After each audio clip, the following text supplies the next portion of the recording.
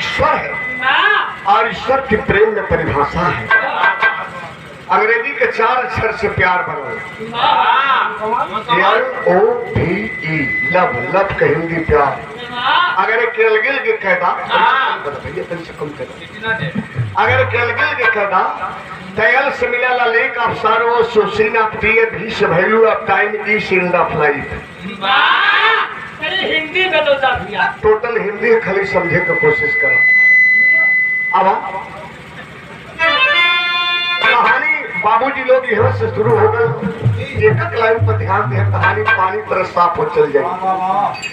सियालकोट नगरी थे संखपति राजा,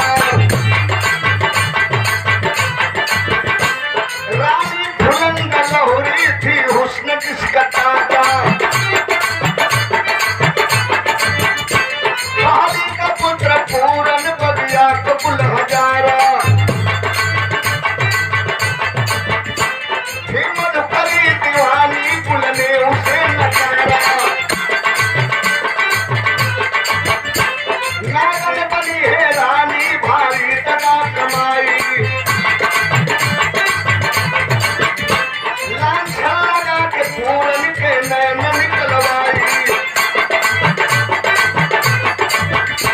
फिलॉसफी से बन में बाबा को रखे आए, करके कृपा खिलाए योगी उन्हें बताए। सियालकोट नगरी के राजा सेनापति जिनके पास सिक्का रानी, वो रानी से सिक्का बेटा। जैसे आज बेटवा का ये घर में बरही के खुशी मनावल जाता, एक बेटा रहे, माई बाबू बड़े प्यार से नाम पूरल में रखले हैं। महल में खेलत खात बाबू जब 18 साल के भइले तब राजा के गलती कह गिले। राजा सेनापति अपने महल में वो लहुरी रानी ले ले। काहे न गलती कैले? तोहार बेटा तोहरे बराबर भी तो तू ओकर बियाह करवा के अपन बियाह करवा। अरे खाना पानी ना मांग सकते ऐसे कहा पतो बेटी की समान होली। ए बाबू घर हम सुंदर रहल बाबू, देखला राज रियासत कुल ठीक है, महल अटारी सब कुछ ठीक है, लेकिन एक चीज ठीक ना है। रानी के चढ़ल जवानी और राजा का 15 दिन तक इंतजार के राजा सुहाग रात में रानी से मिले बदे आ गए। 16वें दिन बाबूजी मालूम है का भल महल माहौल लगे लगल, सेज नागिन बन के डसे लगल। सोचे लगल कि राजवा 16 दिन हो गल ना हमसे भेंट करे आल, न मिले आल, न हाल चाल पूछे आल। आज अब करे घर खरिए चुनी नहीं रहल तो दिसावर भैंस लिया के काहे बांध देलस। बात पर्दा में कहते, लेकिन बाबू 16वें दिन वही आंगन में रनियवा मनहूस मन से बैठल है।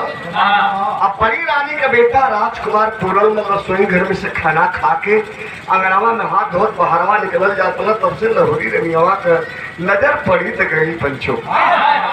नजर पड़ल तो हम बताइले बढ़िया मेहरारू देख के मर्दा नाम होता है, बढ़िया मर्दन के मेहरारू देखले तो कबो कबो मोहा जाली। कहली के भाई हाँ तो गजब का मरद बा,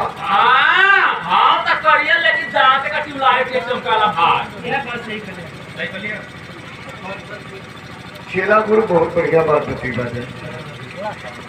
लहुरी रानी मने मने सोचे लगल कि हम झूठे राजा के इंतजार करती, यही महल में हमरे जवानी जो एक मरद बा, काहे ने से प्यार कर लिए। रानी के एक मन कहत कि एक हृदय कहलस, इससे प्यार कर लिए काम एक कर या नाम एक करे।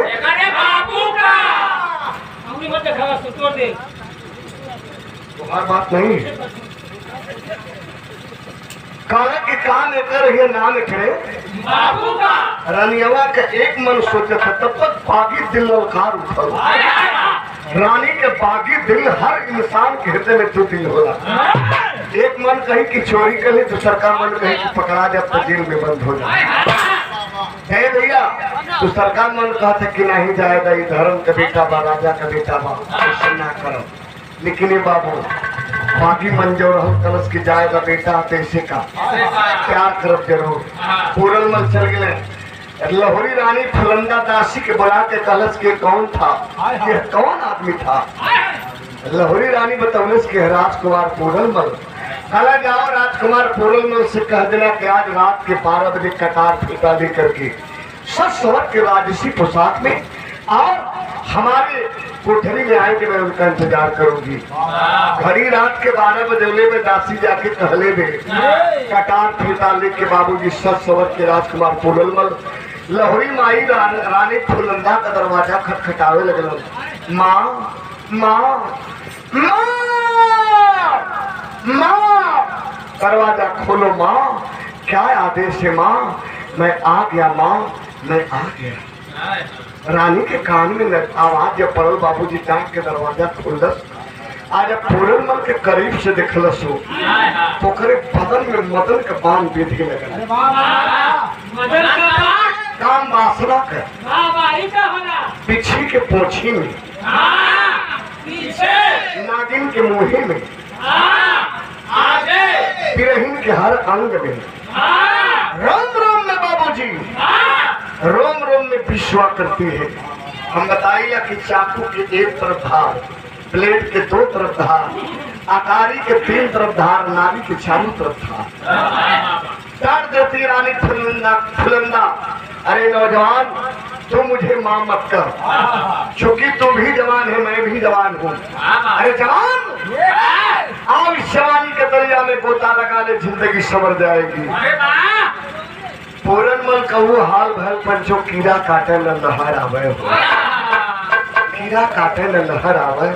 वही रानी के गोड़ पे गिरल चलन कलन की माई हमार बियाह न भला तोहार भला तो हमारे बाबूजी से भैल धर्म बिगड़ दी मतारो ऐसे मत करा। यह कहत ओकरे पैरवा पे गिरल चाहत हुआ आरनियमा उठा के अपने अखबारी में भरल चाहत बा। कैसो कैसो सड़क के भाग निकलना, लेकिन गलती का भई राजकुमार पूरनमल का कटार फेंका लहोरी रानी छोड़ के जाके कोप भवन में सूत गई। राजा के जब पता चल के मां लहोरी रानी कोप भवन में सुतल है तो जाके जगावे लगे। यह से मनाओ तो गप से हर घूम जाए, यह से मनाओ तो हर घूम जाए। एक बेर कटहिया पीली में भोकलस, मत छोड़ो मेरे बदन को। राजा कहला अरे न छोड़ी न तोड़ी, तब कहीं आलू फोटो खिंचवा ले। ये भैया कलम की क्या हुआ प्रिय बताओ ना। कलश के ब्याह करा के गौना करा के लिया के घर में था दिला। हमारा हाल चाल देखी करे 17-18 दिन का दिन गुजर गए। वहां बेटा साढ़ भैल में आके रात के हमारी इज्जत के लुटल चलस। कैसो कैसो बचली नहीं, उठ के पानी पानी दे तेरिया चरित्रम दैयो न डाल दिए राजा सेनापति। ऐ प्रिय जुबान पर लगाम दे, मेरा बेटा गंगा जल के समान पवित्र हृदय का है, मत लगा लांछन मेरे बेटे के ऊपर। रनियावा कलश के साबुत भी विश्वास करवा। कला हाँ साबुत दे दे। भैया लोग बाबू लोग चचा लोग जो तलवरिया जबरी छोड़े रहो वही कटार और फेंटा फेंक देती है। देख लीजिए यह आपके बेटे का है या किसी बाहरी गुंडा का है। जब राजा संपत्ति देखने हो बच्चों तब तो उनकी यकीन होगा कि वाकई में मेरा बेटा गलत है। जवानी का पहर है, जवानी के पहल में इसका कदम लड़खड़ा गया। अंदर अंदर गुस्सा हो गए, मिजाज से मिलाकर तब कहते कि ऐ प्रिय ऐ रानी फुलंदे, अब तो जो सजा सुनानी है सजा सुना दे। इसी वक्त मैं अपने बेटे को दे दूंगा। कल इतबार यकीन से बात करी। हाँ कल बिल्कुल यकीन से बात कर रहा हूँ। हाय हाय हाय कलश के अगर सजा दे तब तुम्हारे बेटवा का छाती तलवार से फाड़ के आल्हर करेजा काट के थाल में सजावल जाएगी। तुम्हारे बेटा का दोनों आंख मृगनयनी है, दोनों आंख निकाल के थाल में सजा के जब तक आंख कलेजा ना मुंह में आई तब तक न खाई न पिए, अपने सुतल में बैठा मर जाएगी। कलम हुआ मत जिया रानी, आँखा कलेजा चाहिए हमारे बेटा का ना। कल की हाँ कल 1 घंटा के अंदर, 1 घंटा से 1.25 घंटा ना हुई, हमारे बेटा का आँख कलेजा तो सामने हाजिर हुई। निकला राजा सेनापति रानी के रनिवास से और बुलाया दरबार में राज दरबारी जरलादों और आदेश कर दिए, मेरे बेटे पूरनमल के हाथ में हथकड़ी लगा लो और ले जाओ जंगल के बीचों बीच, तलवार से छाती फाड़ देना। बैठ जाओ, एरिया एक चाय वाला अब मत रहेगा, आप चाय मत पिलाइए, उसको गर्म रखिए, हम लोग डालेंगे तब पिएंगे। हाथ जोड़ती तभी से चाय मत पियो। 15 मिनट तक समय दान के शांति से भैया लोग कार करिए। बाबू लोग राज दरबारी जरलादों से कहे, ले जाओ मेरे बेटे पूरनमल के छाती तलवार से फाड़ कर आलर कलेजा काट लेना, दोनों आंख निकाल लेना, थाल में सजा देना, आंख कलेजा लिया के महल में दे दो, यही आदेश है। और रहना सो जरलाद बाबू, लेकिन उनके पैर के नीचे का धरती खिसक गई। हाथ में हथकड़ी लगा लिए, घोर जंगल में पहुंचे हैं। राजकुमार पूरनमल के घोर जंगल में लेके जब जरलाद पहुंचना, खाना पीपे के अंदर जब पहुंचला तक कलेजा फटे लगल, रोने लगना।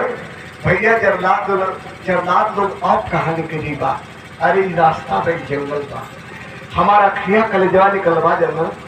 कलन आपके कैसे मालूम? कलन सारी बात सुन ले रही, यही पटक द बाबू, सबसे पहले हमारे दोनों आंख निकाल दिया जा, ना आंख रही ना अपन कलेजा देखा। कहना जरलाद की राजकुमार तो के बचपन में हम लोग खिलौनी पुलौनी, आज तोहरे ऊपर कैसे तलवार चली हो। ये राज छोड़ के राजकुमार दोनों दूसरे राज में चल जा, हम लोग हिरन मारल दे, हिरन का आंख कलेजा निकाल को पत्निया के दे देवल जाई, लेकिन तोहरे ऊपर कटार में चली। राजकुमार पूरनमल कहे कि जरलाद भैया लोग, बाबू लोग, जरलाद भैया लोग, हमारे पिताजी का वचन झूठी हो जाए। हमारे बाबू फंस गिने मैं महामारी में हूँ, हमारे बाबूजी फंस गिने मैं महामारी में। कलेजा आंख हिरन का ना जाई, कलेजा आंख मार जाई। वही जरलाद पटक दी बाबू, दोनों आंख निकाली, कलेजा निकाल दी। नंगी लाश बेकफन का जंगल में फेंक दी रास्ता के बगल में। आंख कलेजा महल में आ गल। ये पपनिया अपन कलेजा ठंडा कैलस, लेकिन भोर का बेला होता, पंचो गुरु गोरखनाथ भजन की गावत सरनी बजाओ जात हलन। नौजवान का लाश रास्ता के बगल में पड़ल हो, आ नौजवान के लाश का जब देखले तो ठिठक गए, और ठिठक कर ध्यान लगाए तो गोरखनाथ के गुरु गोरखनाथ के दिमाग में नजर नहीं आल कि तो बिल्कुल निर्दोष है, निर्दोष के सजा ना मिले चाहिए। वही गुरु गोरखनाथ बैठ गए बाबूजी, और अपने शक्ति की बदौलत जिंदा किए पूरनमल को, और जिंदा करके लेके मठ की ओर चले। 12 साल तक जोग सिखौलन। आज अब 13वां साल लगल। कलन की बचवत तो जोगी हो गया।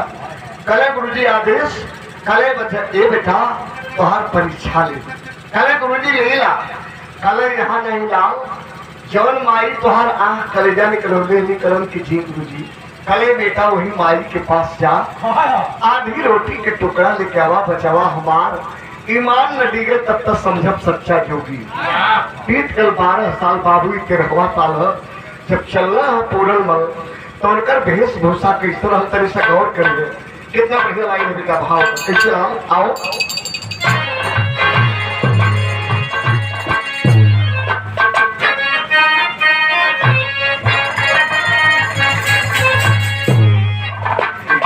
अरे सोहा शरणी हो गुदरिया, सोहा शरणी हो गुदरिया,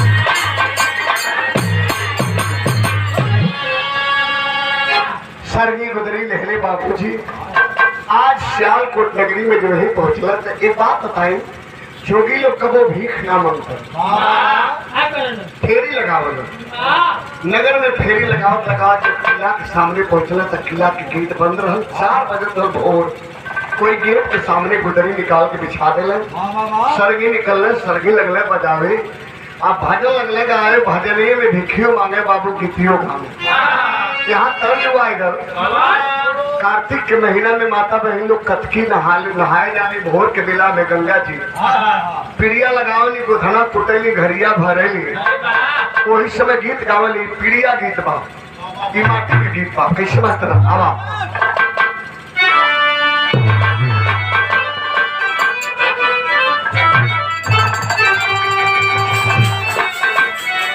लगली पीड़िया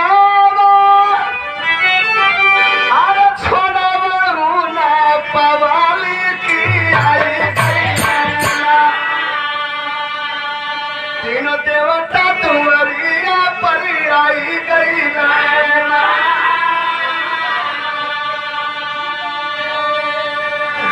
एकर जवाब एक लाइन में हो यदि कर सही तिया लौटे दे भैया दिरानु छोड़ाई ले आप लगाई तिया छोड़ाई बोले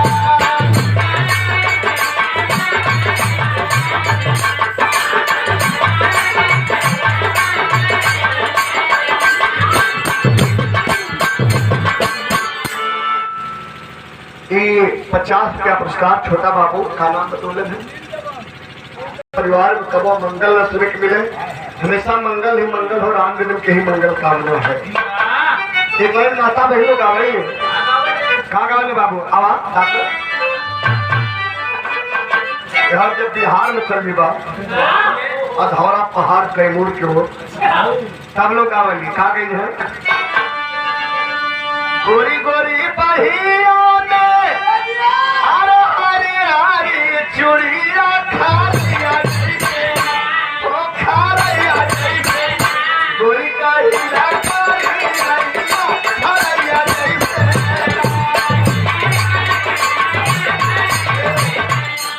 हम गौले हली कैसे काम आप लोग सुन ले हो अच्छा ये बिरहा का रिकॉर्डिंग हम करौली आज भी उनके याद स्वस्थ किया मोती झील पर बिरहा हमारा उधर कविता की स्मृति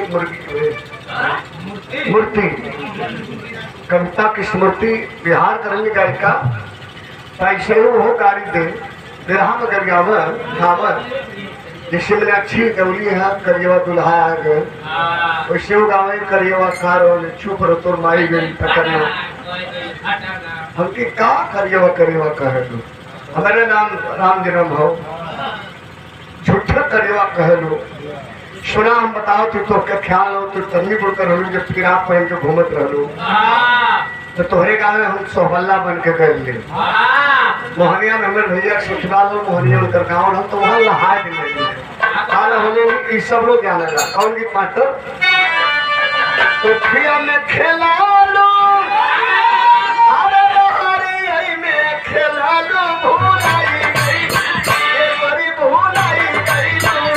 यही करिया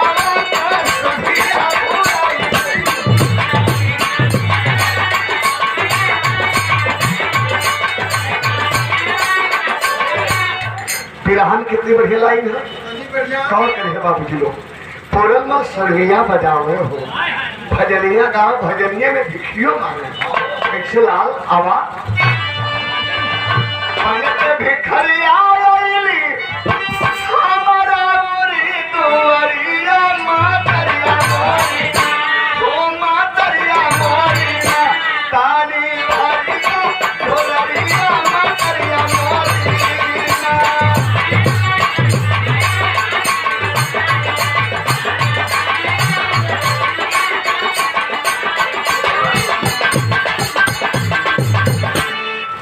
बाबू कौना बजौना दरवाजा ना खुलल जब दरवाजा ना खुलल तो कलेजा फटे लगल हाय रे हमार समय यही महल का जब राजकुमार रहली घोड़ा पर चढ़ के आई शिकार खेल के तो द्वारपाल खाली घोड़ा का ताप सुने तो दौड़ के दरवाजा खोले लेकिन आज हमारी समय कि हम गावत थी बजावत थी कोई सुनत ना हो।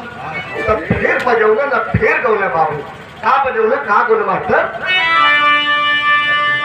सुतल बाटो जागल बाटो आर मोर सुनीला पुकरिया मातरिया मोरी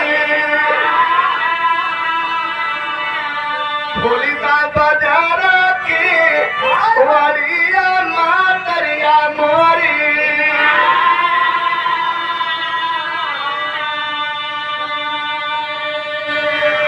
भोरहरिया का बिरही आवाज जोगी के बाबू तीसरे मंजिला पुहर नियमा सुतल हो फुलंदवा हो जो रखिया कल जवानी कलौली रहो ओकरे कान में जब बिरही आवाज पड़ल जोगी के पंचो ताक से बीट पर बैठ गई अकले लगल कि इतनी बिरही आवाज कहाँ से आवत है आका आहट मिलल के सामने गेट के सामने से आवत है बगलिए में दासी सुतल हल दासी के लगल जगावे हरे दासी में खलगनिया तोरे कौनो के तरी लाज नहीं बारी चेचा माई के सुतल के उठ जेती देखती गलिया में कहूँ तो बाबा गाँव इतना बढ़िया बजावत बा वो बाबा के बोला के दरबार में लुटो तो बाबा का सर्दी भजन सुनी दासी आई बे दरवाजा सेवा पंचो ना पहचान की है राजकुमार कल का राजकुमार आज के जोगी बन के आयल हो जब ना पहचान तो पूछल बाबा हे बाबा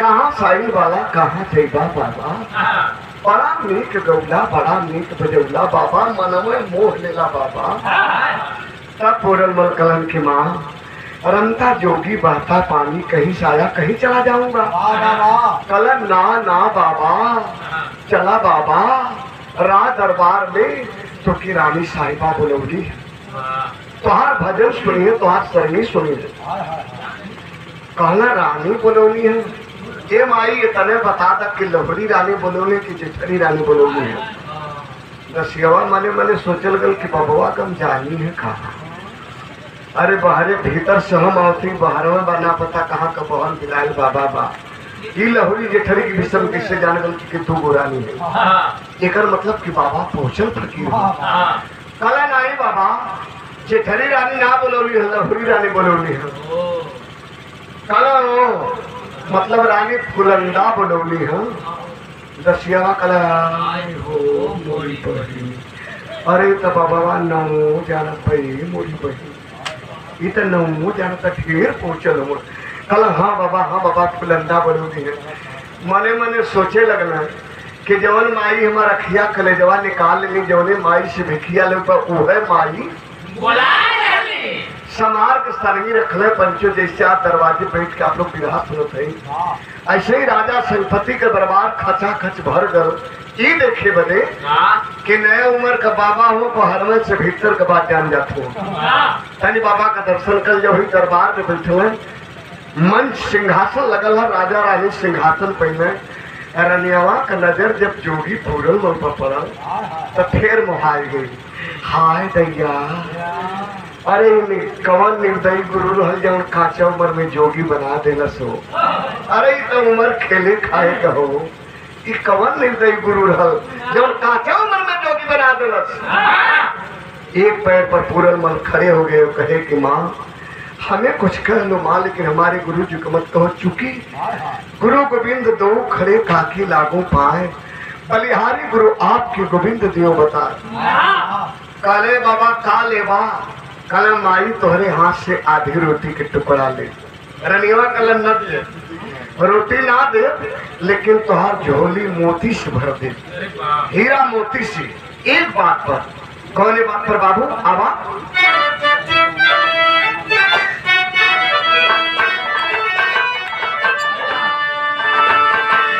अरे लुटाई बे तो हके हीरा मोतिया पगिया पीछे बिहसन जब बसंत के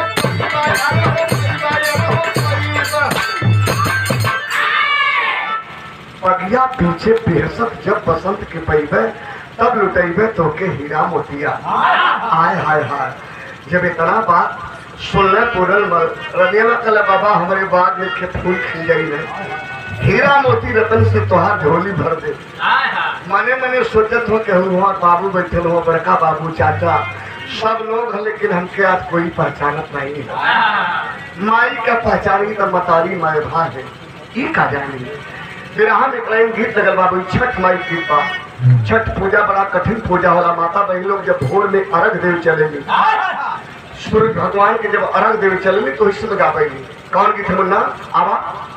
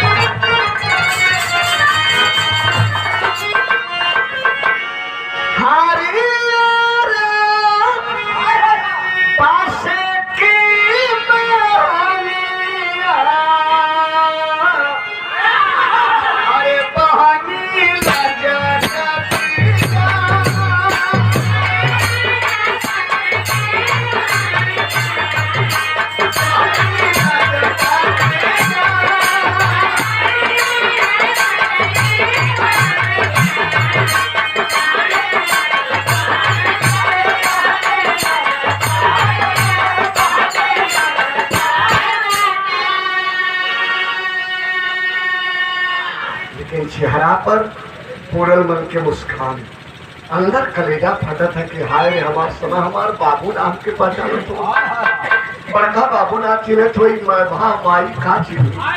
ये तो मोहाय गई सुंदरता देख के। अब कभी लिखल कैसे बाबू? आवा।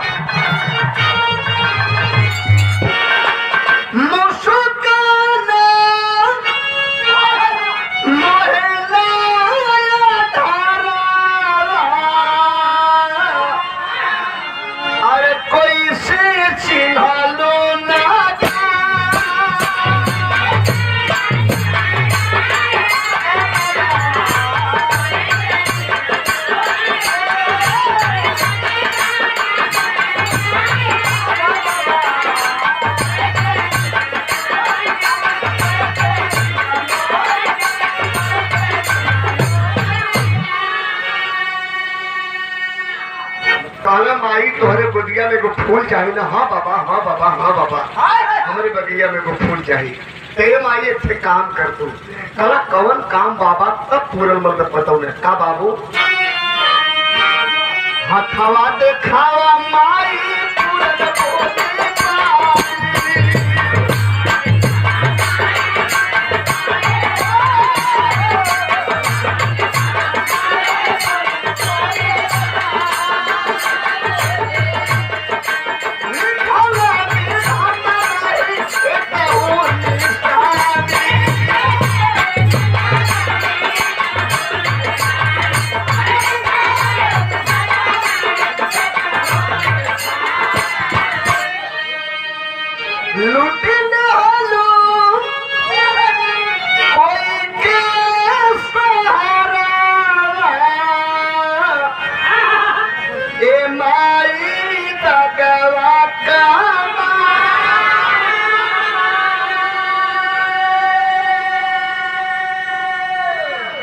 माई पहले साहब रेखावा दिखा दे तू। हथवा का रेखावा देख ले तो बता दे कि बेटी हुई, बेटा हुई, ईट हुई, पाथर हुई कि ना हुई। ये बाबू हुई दरबार में पीछे बैठल रनिया से फान गई, कूद गई। बाबा हथवा दिखवा बाबा, लाना लाना लाना अगवा कैलस। पूरन मलिया गोली पकड़ ले। हथवा का रेखावा देख के बतावा कौन की माई हो। बड़ा सुंदर एक बेटा रहो, लेकिन वो लकड़िए कट गई। जब काला लकड़िए कट गई तो रानी के कटले खून नहीं। कला कट गई, कैसे कट गई, का वजह हो गई, काहे कट गई, सवाल कलरी लगा दे। क्या वजह हो गया? वजह बताइए। कला मारी कौनो राजा का हरा भरा बाग रहो, वही बाग में आग लगा देना। कोनो राजा के बुढ़ौती के ठेगुनी रहो, माई ठेगुनी काट दे।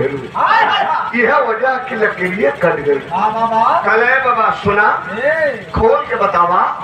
ये 12 साल, ये 13वां साल, 12 साल ही महल में बीत गए। आ भगवान का देवल कौनो औलाद कौन बेटी बेटा ना संतान ना भी तब तलक की माई हमके डांटा मत तोरे हथवा के रखवा हमसे कुछ बतियावत बा का बतियावत बा कितनी बढ़िया गीत बदल गई लेकिन गीत से बढ़िया गाना का भाव कैसे बेटा आओ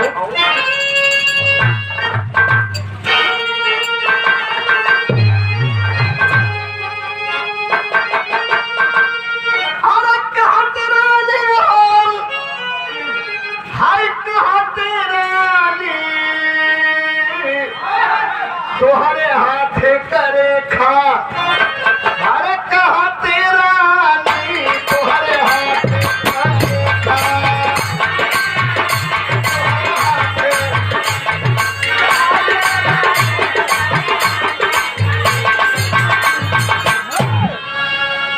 काले है तो जानल चाहते कि हमारे हथवा के रखवा तो उसे का बताओ सब बताओगे बाबू नयना के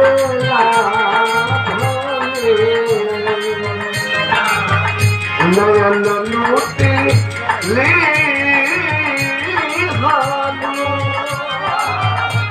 अरे राजा का बेहतर चमन लूटी रहलू